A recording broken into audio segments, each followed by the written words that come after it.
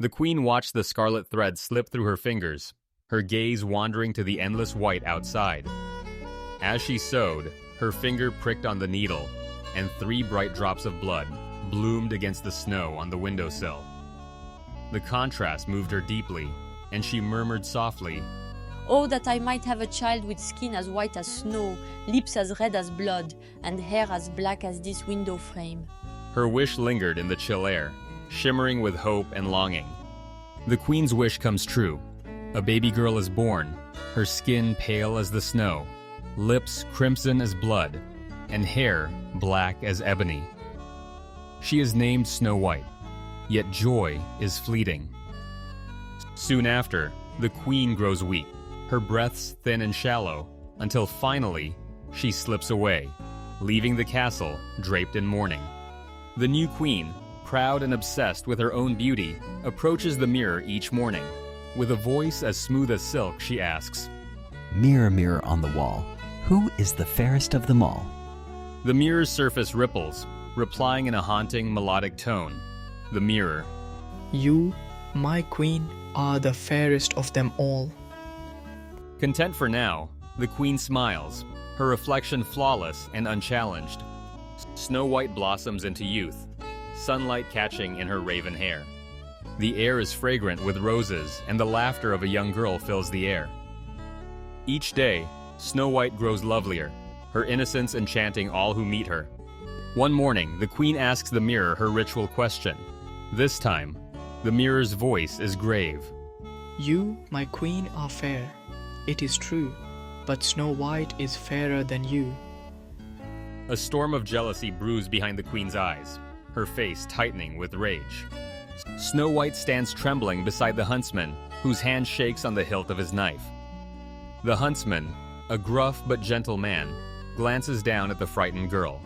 Snow White pleads, tears streaking her cheeks. "Please, do not harm me. I have done nothing wrong." Moved by her innocence, the huntsman lowers his knife and whispers, "Run, child. Go deep into the forests and never return." She flees, vanishing into the shadows as the huntsman slays a wild boar instead, returning to the queen with a heavy heart. Snow White, weary and lost, stumbles inside. She eats a little from each plate, sips from each cup, and, overwhelmed by exhaustion, curls up across the 7 small beds. Later, 7 dwarfs, their faces lined with wisdom and kindness, return from the mines. They gather around the sleeping girl, marveling at her beauty. When Snow White awakens, she explains her plight. The dwarfs, touched by her story, say, "Stay with us, child. Keep our home, and you will be safe here." Donning the disguise of a peddler woman, the queen sets out with a gleaming lace-up corset. At the dwarf's cottage, she coaxes Snow White to try it on, then pulls it tighter and tighter. Snow White collapses, breathless. The queen's eyes flash triumph as she leaves, certain her rival is dead. Snow White. Soon after, the queen returns, this time with a poisoned comb, her disguise flawless. She offers the ornate comb, and as soon as it touches Snow White's hair, the girl falls lifeless to the floor. The dwarves, ever vigilant, once again save her, removing the poison and restoring her breath.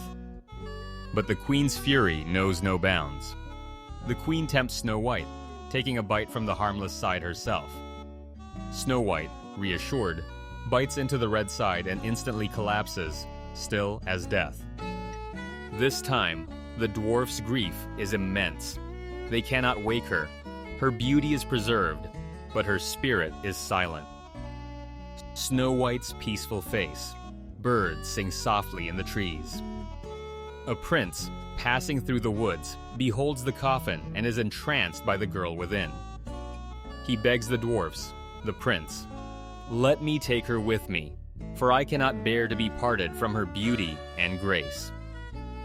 As his servants lift the coffin, they stumble, and the piece of poisoned apple dislodges from Snow White's throat. She awakens, gasping, her eyes wide with wonder and confusion. Snow White, radiant, takes the prince's hand. The queen arrives, her face pale with shock. The queen asks her mirror one final time. Mirror, mirror on the wall, who is the fairest of them all? The mirror replies, You, my queen, are fair. It is true, but the young queen is fairer than you. As punishment for her wickedness, the queen is forced to dance in red-hot iron shoes until she collapses, her reign of cruelty ended. Snow White and the prince begin their new life, the halls of the castle echoing with joy and the promise of happiness restored.